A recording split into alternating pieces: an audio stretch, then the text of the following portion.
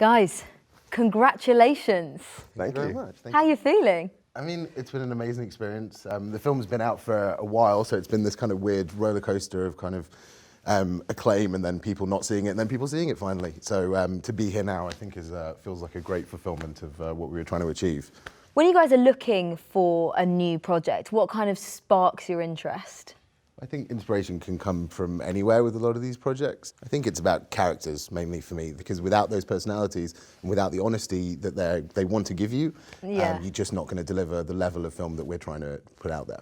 Which leads us nicely into the Bros documentary, which is I mean, unbelievable viewing for a start. It also went huge. Did you expect it to go that big when you were making it? Well, yes and no. You know what you're making, but the whole way through, you never know how it's going to be received.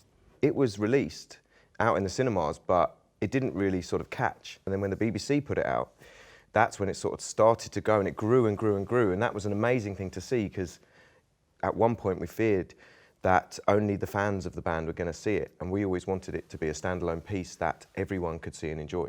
I think it always had that kind of cult film feel to it, and I think we used to laugh and cry and have so much fun in the edit that it felt like if people don't get to see this, it'll be a real shame.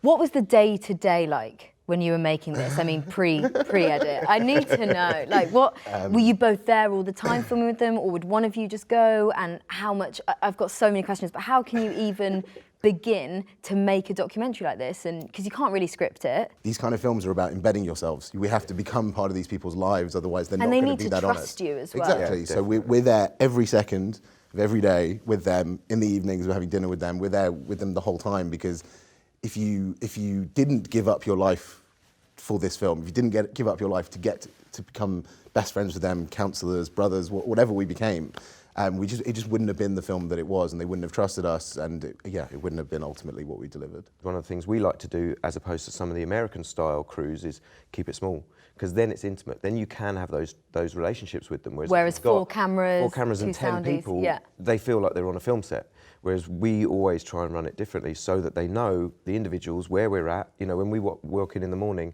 they'll know what mood we're in, because we've spent so much time with them. We know what mood they're in, and we know what we can go with this. Was it the film that you guys set out to make? Is that the film that we saw? Yeah, pretty much. I would say in not absolute, but yes. Did you intend for it to be as Absolutely. ridiculous Whatever you're saying, and as funny and as crazy as it was? Absolutely. These are the people we were dealing with, and if we're not getting deep with these people, if you're not connecting with people, all you get is the surface fluff of PR. Matt is a hilarious person. Luke is a very funny, caring person as well. That needed to come across on camera, and I think we delivered that at the same time as not taking the piss, which was a very important thing that we I was going to say that there is a really fine line between making a documentary like this and it slipping into mockumentary. Well, that was something we were really conscious of, because, I mean, look, part of who they are now is because of how they were treated 30 years ago. And, you know, by the press, and that's part of why they gave us so much, because they felt like they had a point to prove back to the UK and to the wider audience. And we were really conscious of the fact that we couldn't slip back into just taking the mickey out of them and just putting all of the funny bits in, because there were plenty more of, you know, of parts where they show their sort of over-the-top characters.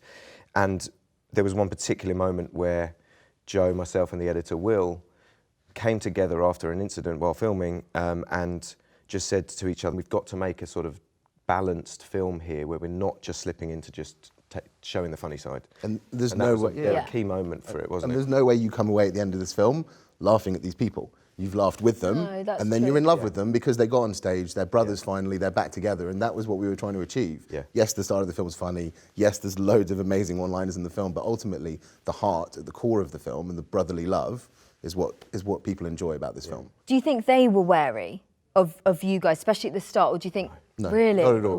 They trusted us implicitly. Because, for example, if somebody took me, you know, to the sea, and they said, just sit and look at it, just gaze at the sea and we're just going to get some shots. I, as someone who works in telly and media, would go, guys, what? This is a bit... Yeah, but Luke does. I mean, he works in film.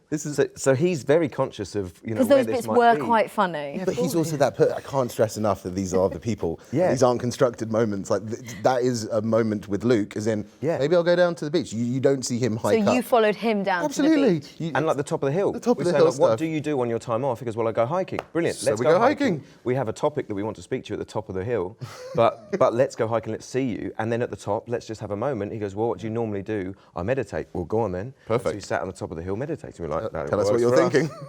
And again, it goes back to that point of like us guiding the film and letting them be themselves. It's always a collaboration, isn't it? You know, we've touched on there are some very funny moments. There's also some tricky moments. And like you said, you're dealing with two brothers. There's a lot of history there. It's also incredibly uncomfortable to sit and watch two family members scream at each other. And there's actually, in those moments, pure hate there. Yeah. How did you they're film those, and how did you feel? They're incredibly painful. I mean, it's that thing of being embedded. But it was more just focus on what's going on. We'll chat about it afterwards. You know, if we need to calm this down at some point afterwards, we'll have to calm it down, whatever we have to do. But you know these things are building towards that. And, you know, we're filmmakers. You need to have it out, because if you don't have it out, well, everything's unsaid. And everything's gone unsaid for 20 years, 30 years with them. So if anything, our obligation in the film was to make them have it out and make sure that they were going to get to the stage, because without us, it would have been a real struggle. Oh, definitely, definitely. And they say it was like therapy to them, and they're closer now than they ever have been. In terms of your careers, what advice would you kind of go back and give yourself, you know, when you were 28, just about to start out in this whole kind of telly thing? All the times you messed up. Yeah, no, just enjoy it all. Enjoy it. I guess the big one is just shoot everything. Everyone's got a camera in their pocket. Like literally, just keep shooting. You know, you're gonna kind of get there, and that feels like something that I kind of did for a long time. I need to know as well. Do you still speak to Matt and Luke? Yes. Yeah. Yeah. Quite. Pals? Of course. You haven't fallen out? No. Matt and Luke fall out.